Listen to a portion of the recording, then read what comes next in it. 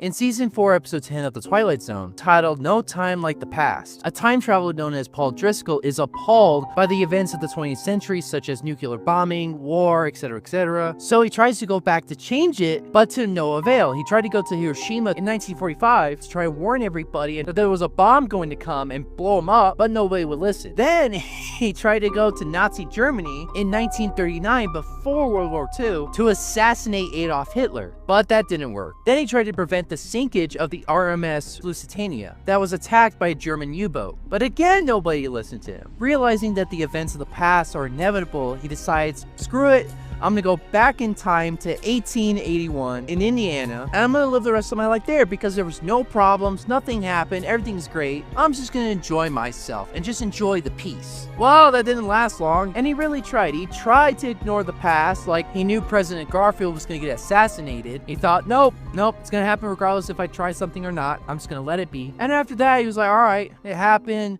I'm just gonna live the rest of my life in happiness. But then he remembered that there was gonna be a fire from a lantern that was gonna shoot out from a runaway wagon that was going to severely harm children. And at first he's like, no, I gotta let it happen because whatever I do, it's gonna happen regardless, and nothing I do is going to change that. But he couldn't help it. He tried to prevent the fire, and while trying to prevent the fire, he was the one who ended up causing it. Realizing that fate was inevitable, that there was nothing to do to change the past, he returns home and realizes that there's, again, nothing you could do to change the past, and all you can do is try and learn from the mistakes and try to make a better tomorrow. However, there was another lesson that I actually took away from this episode, and that was letting fear control your actions in an attempt to prevent an outcome you're desperately trying to avoid. Basically, creating a self-prophecy. Had Paul Driscoll not acted in fear and done what he did in a desperate attempt to try and prevent the fire, it wouldn't have been caused in the first place.